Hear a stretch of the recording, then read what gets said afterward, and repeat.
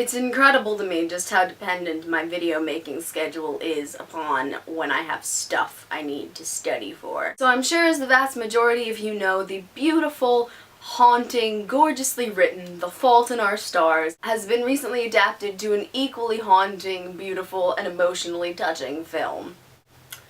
I'm not here to review either the film or the book because that would end up with me like this. Why does everything I love die? I'm not here to review.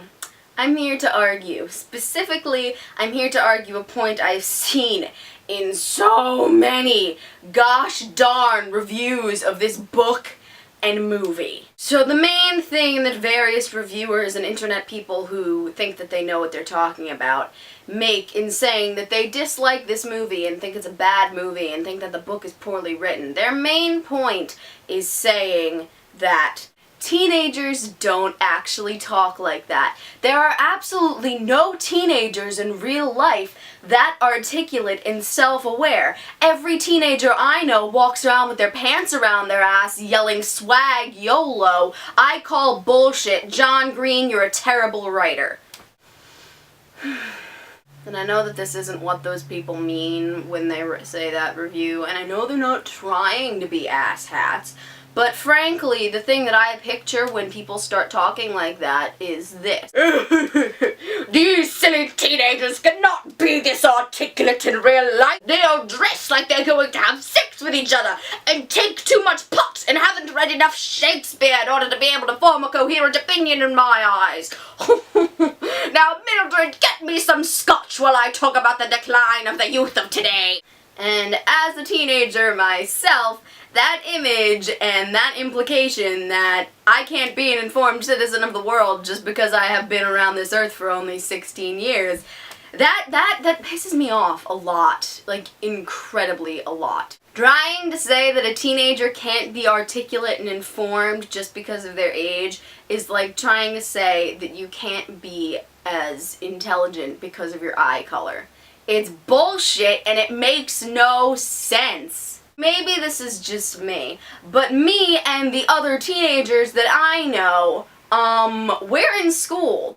I can't just make an argument. I have to put that argument in MLA format with an SSTR thesis and have a conclusion that doesn't start with in conclusion because that's lazy writing. The argument also that they make with modern teenagers don't speak like that is no teenager speaks exclusively in monologue and soliloquy. Well, yeah. Because nobody does. No one even does in the book. I mean, yeah, you got Hazel and Augustus being like, I know that love is just a shout in the void and oblivion is inevitable, but I am in love with you. That is beautiful. And I know nobody speaks like that all the time because not even Hazel and Augustus speak like that all the time. I suppose I could prove that you're wrong in saying we don't speak like that. But if you want proof that we do speak like that, I got you. I got you. Listen to teenagers get angry. Listen to me complain about my history teacher who cut me off in class again and is using conspiracy theorist videos to teach us history. Listen to me call him a giant, enormous walking phallus who needs to get his head out of his ass because it's not a hat. Listen to teenagers in love. Read the paragraph-long soliloquies that I pen for my best friends after the boy I like calls me beautiful. Because even though you may belittle my emotions and expressions, they are still there and they are still important.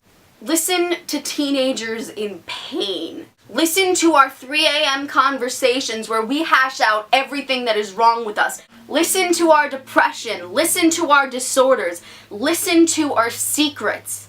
Because at that early in the morning, lol, JK cannot cut it. Listen to teenagers outside of your limited perspective of what they are. Because when you're listening for lol and OMG and YOLO, all you're going to get is lol and OMG and YOLO. When all you're looking for is pants on the ground and bra straps out, you're not going to notice that that kid's writing poetry. You're not going to notice that that kid's reading Sylvia Plath. You're not going to notice that our lives go much deeper than your understanding of them ever will. And if we're talking about pretentious buttheads, then I think the person who is so wrapped up in their own life to think that teenagers cannot have a rich inner life is the bigger pretentious butthead in my book. That's not proof to you that a teenager can be, that an actual real-life teenager who is not made up by John Green can be a person with rich inner life and a full vocabulary and has the ability to put their thoughts into words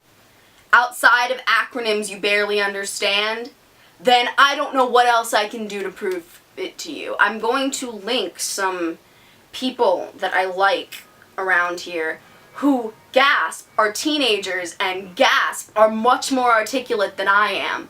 It's not necessarily on this subject, but if you want to hear an articulate teenager, you don't have to look that hard.